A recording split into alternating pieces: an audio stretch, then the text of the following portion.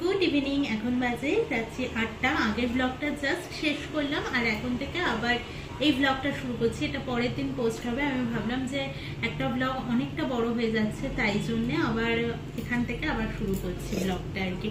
তো কালকে করবো একটু চচ্চড়ি, কুমড়ো, বেগুন, আলু, পটল সব নিয়ে বসেছি। একদম অল্প অল্প করে সবজি দেবো, যেহেতু এক বেলারই করবো ওই জন্য।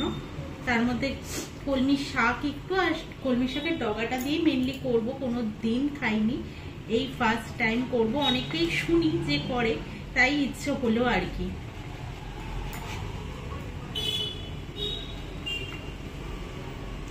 এখানে আমি সবটাই কেটে নিয়েছি। এগুলো হচ্ছে মাংসের আলু, আর এটা তো ওই সবজির আলু। সবজির পটল, বেগুন, আলু সবটা আমি কেটে নিয়েছি ছোট ছোট করে।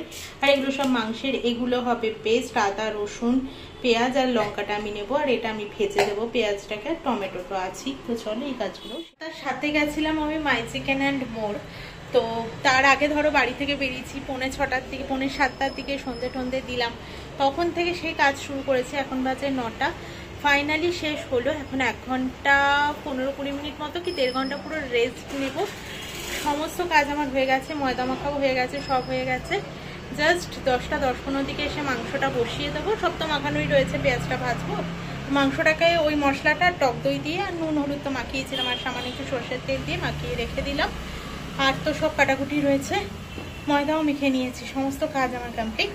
তো এখন গিয়ে রেস্ট নিই, পরে আবার তোমাদের সাথে কথা হচ্ছে। প্রমি আসলে আমি পরোটাটা ভাজতে যাবো। এখন ভেজে কাজ নেই। আর এখন তো ভাজার কোনো প্রশ্নই আসে না। আর ও বেরোলে তারপরেও ভাজার কোনো প্রশ্ন আসে না, কারণ ও ফিরতে দেরি হবে, কারণ ওর আগে আরো 3টে ড্রপ থাকে, তাই জন্যে। সবই হচ্ছে, সবই করছি। মনটা কোথাও একটু খারাপই আছে আর কি। সব মন খারাপের কারণ তো আর বলা যায় না। তো এখন একটু খারাপ রয়েছে, আশা করি খুব তাড়াতাড়ি ঠিক হয়ে যাবে। 10টা ফাইনালি আমি চলে এসেছি রান্নাঘরে। আর দেখো হটপটটা অনেক দিন বাদে আজকে বার করেছি। সেই যে ওর ওয়ার্ক ফ্রম হোম হয়ে গেছিল তখন থেকে সেই যে ঢোকানো ছিল, তো ঢোকানোই ছিল। আর তারপরে ওর শিফট টাইমিংটা ছিল বিকেলবেলা চলে আসতো, তা আমি রুটি করে বা পরোটা ভেজেই খেতে দিয়ে দিতে পারতাম। এখন এই হটপটটার আমার দরকার পড়েছে, তাই একটু বার করে মেজে দিলাম আর কি। এবার শুকিয়ে যাবে, বা না শুকিয়ে গেলে একটু মুছে নেবো, নিয়ে তারপরে আজকে পরোটাটা রাখবো। আমাকে ফোন করে জিজ্ঞেস করলো কি রান্না হচ্ছে। আমি বলেছিলাম যে আজকে আর চিকেন আনতে বেরোয়নি, পনির আর রুটি বানাচ্ছি। চিকেনটা আমার হয়ে গেছে, গ্রেভিটা এখন পুরোটা টানিয়ে ফেলিনি। 11:15 বাজে। আরেকবার একটু যখন টানাবো, মানে গরম করবো, তখন একবার টানিয়ে নেবো।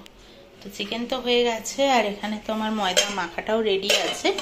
জাস্ট পরোটাটা একটু বাদে ভাজ। চিকেন তো হয়ে গেছিল, তোমরা দেখেছো। এটা আমার আর এটা হচ্ছে ওর। আজকে পরোটাগুলো দেইনি, তার কারণ পরোটা তো এইখানে রয়েছে। মা খুলতে পারছি না, তো এক হাত দিয়ে খুলতে পারছি না আমার পরোটার হটপট। হেল্প! ওরে বাবারে, এই যে আমার পরোটা। ঢেকে দাও, ঢেকে দাও, ঠান্ডা হয়ে যাবে। তো চলো এবার আমরা ডিনারটা কমপ্লিট করে নিই। তো চলো আজকের মতো tata, good night. Good morning. মঙ্গলবার সন্ধ্যেবেলা থেকে, মানে 8টা থেকে আমি ব্লগটা শুরু করেছিলাম। আজকে হচ্ছে বুধবার, আজকে কন্টিনিউ হচ্ছে ব্লগটা। তো রোদ আজকে উঠেছে, সকাল সকালই দেখছি একটু রোদ উঠেছে, তার মানে আজকে ভালোই রোদ উঠবে, এটা বোঝা যাচ্ছে। তো চলো এবার রান্না বান্না বসাই। আমি উঠেছি 7:30টার দিকে, এখন বাজে হচ্ছে 8টা 21। এখানে অনেকক্ষণ বসেছিলাম। উঠে আমি রোজই না সকালবেলা উঠে একটু আগে বসে নিই। আগে ভোরবেলায় যখন রান্না করতাম তখন হয়ে উঠতো না, উঠেই আমাকে তড়িঘড়ি কিছু করতে হতো। কিন্তু এখন আর সেই তাড়াটা থাকে না বলে আমি অত তাড়া করি না এখন আর। ফ্রিজ থেকে একে একে সমস্তটা বার করে নিয়ে, এই যে কলমি শাকের ডাঁটা আর শাক একটু রেখে দিয়েছিলাম, সেটা বার করলাম।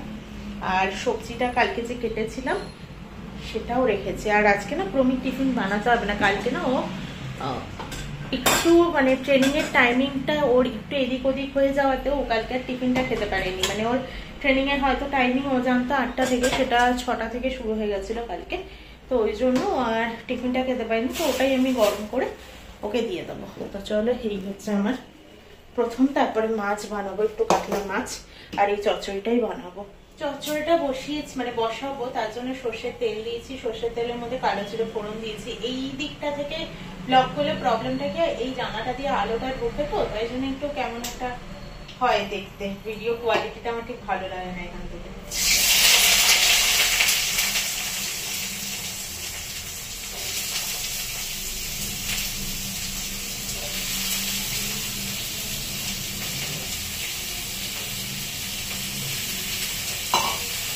বেগুন, পটল সবটাই আমি সাইজ মতো ছোট ছোট করে কেটে রেখেছিলাম, সবটাই তাই জন্য দিয়ে দিয়েছি। এবার ঢাকা চাপা দিয়ে দিয়ে একটু ভাজা ভাজা করে নিই, তারপর শাক আর শাকের ওই ডাঁটাটা ইউজ করব। আর মশলা হিসেবে এখন বেটে নেবো হচ্ছে সর্ষে, পোস্ত আর কাঁচা লঙ্কা। পোস্তটা একটু বেশি, সর্ষেটা একটু কম। মশলাটা আমি বেটে নিয়েছি, আর এখানে মোটামুটি সবজিগুলো ভাজা হয়ে গেছে অনেকটাই। তো এইবার আমি এই যে শাক আর ডাঁটা দিয়ে রেখে দিয়েছি, এটা দিয়ে দেবো। ভেবেছিলাম একটুখানি করবো, এটা মনে হচ্ছে এক গাদা হয়ে যাবে। এক গাদা হবে না, শাকটা আর এটা তো কমেই যাবে। ঢাকা চাপা দিয়ে দেবো এখন একটু।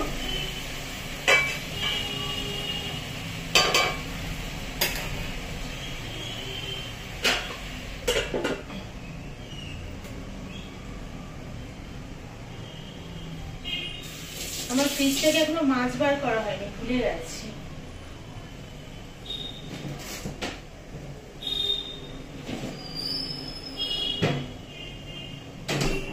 ও বড় কাতলা মাছ খেতে এতটাই ভালোবাসে, কালকে এসে আমাকে জিজ্ঞেস করলো যে কি মাছ এনেছো। আমি বললাম যে বড় কাতলা মাছ এনেছি। তো সাথে সাথে ফ্রিজ থেকে বার করে আবার দেখেছে পিস কেমন হয়েছে না হয়েছে। একটু বড় পিস, তারপরে মানে একটু মোটা মোটা খান্ডা খান্ডা পিস হবে, এইরকম মাছ বেশি ভালো খায়। তো কালকে আমাকে বলেই ছিল যে তুমি গেলে একটু বড় সাইজের যদি কাতলা পাও এনো। আসলে বড় মাছ কেন, আগের মাসে মানে আগের সপ্তাহেও আমি একটা 500 গ্রামের রুই মাছ এনেছিলাম, ওটাই এনেছিলাম 500-550 ওয়েট হয়েছিল এরকম। বড় মাছ আনতে চাই না কারণ ওটা অনেকদিন ধরে চলে। এই বড় মাছটা এনেছি 15 পিস হয়েছে, তো মোটামুটি 7 দিনের মামলা এখন। তো ওই জন্য আনতে চাই না। 500-550 মাছ আনলে 2 পিস করে 3 দিন মতো হয়ে যায়, তো ওই জন্য ছোট সাইজের আনি। তো চলো এটা হতে থাকুক, এটা একটু সবকিছু সেতো মোটামুটি হয়ে আসুক, তারপরে মশলাটা দিয়ে বসাবো। চচ্চড়িটা অনেকটা পরিমাণে হয়ে গেছে, আর ও না এরকম চচ্চড়ির সাথে ডাল ফাল খেতে চায় না, তাই ডাল করি না। আর অনেকটা পরিমাণেই চচ্চড়িটা হয়েছে, দেখে বুঝতেই পারছো, মানে দুজনের আন্দাজে বেশ অনেকটাই হয়েছে। আর 2 পিস মাছ বার করলাম, এটা জাস্ট ভাজবো, ঘি দিয়ে খাওয়া হবে। তো এই আর কি। আর রান্না করতে ভালো লাগছে না এখন, কারণ অলরেডি 9:30 বাজে, এতক্ষণ ধরে চচ্চড়ি রান্না করলাম। হয়তো চচ্চড়িটা বানাতে এতক্ষণ লাগতো না, কিন্তু ওই আর কি বসে থেকে থেকে থেকে থেকে রান্নাটা করছি ওই জন্য তো টাইম লাগছে। এখন মাছটা ভাজবো জাস্ট, আর ওর টিফিনটা গরম করব, তাহলেই হয়ে যাবে। আজকে আর বিশেষ কিছু করবো না, চাল ঢাল দিয়ে গাছে জল ঢাল দিয়ে তারপরে ওকে চা করে দিয়ে ডাকবো, তারপরে আমি যাবো স্নানে। আবার খাওয়া দাওয়া কমপ্লিট হয়ে গেছে, এখন বাজে 11:15। তারপরে দিলাম একটা আম কেটে। রোজ তো লেবুই খায়, আজকে বললো যে একটু আম দাও আজকে। রাত্রিবেলা নয়, ওই খাওয়ার পরে আমটা না খেতে পারে না, কালকে খায়নি। আর আম যেহেতু মাংস খেয়েছিল, যদি আম টক টক হয় তাই আর আমটা খায়নি। এখন বললো যে তাহলে আজকে লেবু কেটো না, আজকে আম খাই, তো তাই জন্য আমটা কেটে দিলাম। তারপর তো বেরিয়ে যাবে। আমাদেরকে রোজ বেলি ফুল দেখায়, কিন্তু আমার এই গোলাপগুলোকে দেখানো হয় না।